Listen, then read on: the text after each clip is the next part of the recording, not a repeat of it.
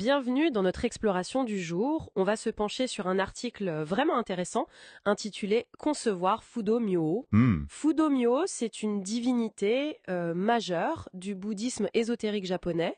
L'idée, c'est de comprendre un peu mieux qui il est et pourquoi il compte autant. c'est une excellente idée et c'est une figure passionnante. Alors, pour commencer, l'article nous dit que ses origines remontent assez loin, en fait, jusqu'au dieu hindou Shiva et même aux traditions brahmaniques. C'est étonnant, non? Oui, c'est un parcours assez incroyable. En gros, il a été intégré au bouddhisme, il a fait un passage par la Chine et puis il a vraiment trouvé sa place au Japon. C'était au IXe siècle. D'accord. Et il y a des figures clés comme Kukai et Saicho qui ont joué un grand rôle pour, disons, l'implanter. Surtout dans le bouddhisme Shingon. Ah oui, l'école Shingon. Exactement, il y est vraiment central. Et son nom, alors, Fudomyo, ça veut dire quelque chose de précis?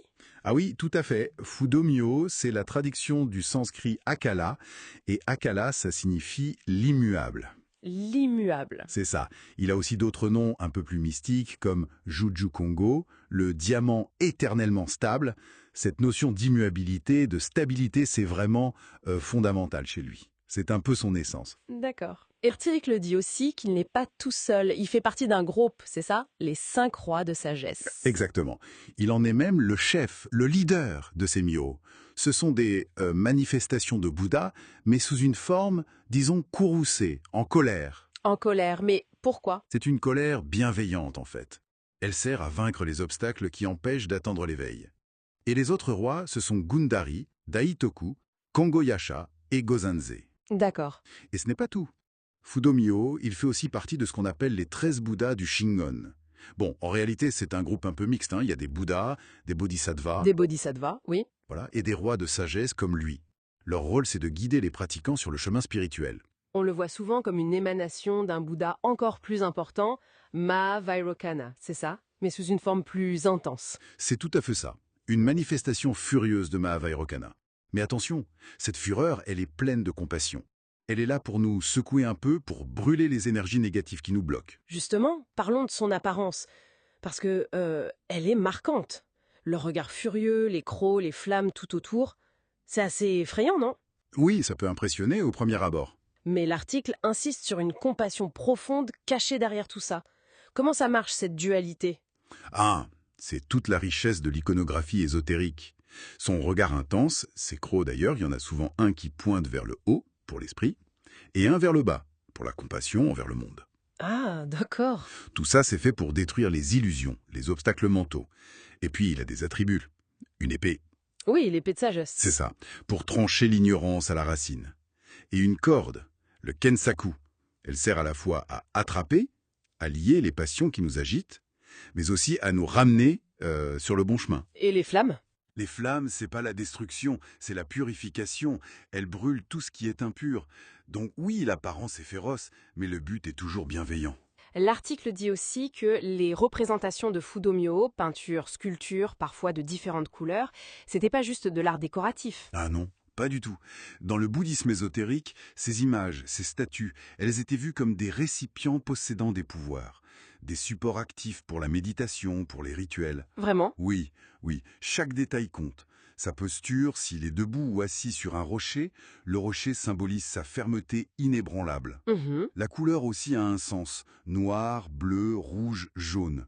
Parfois même, il a un léger strabisme, pour montrer qu'il voit à la fois le monde matériel et le monde spirituel. Tout est très codifié, plein de sens. Fascinant.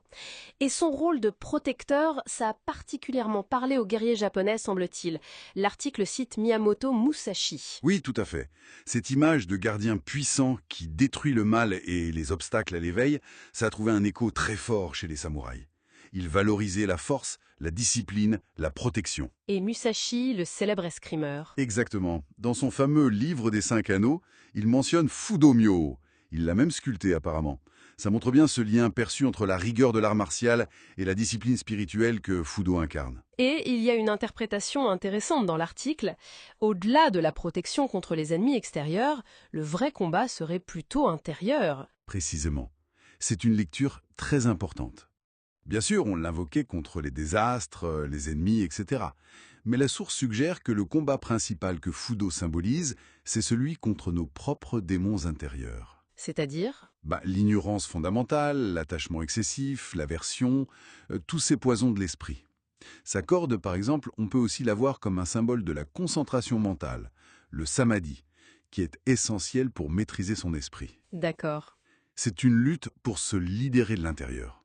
Un peu comme le champ de bataille symbolique qu'on trouve dans la Bhagavad Gita hindoue d'ailleurs. Donc si on résume un peu, Fudomyo, c'est pas juste une divinité qui fait peur, c'est beaucoup plus complexe. Il incarne cette tension entre une force immuable un peu sévère en apparence et une compassion très active. C'est exactement ça.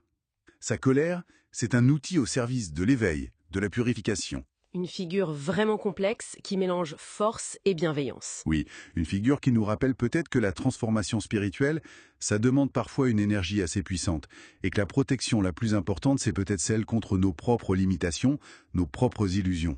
Une figure en tout cas fascinante, qu'on retrouve dans l'art, dans la spiritualité, et même, comme on l'a vu, dans la pensée martiale. Tout à fait. Et ça nous laisse peut-être avec une question pour la suite.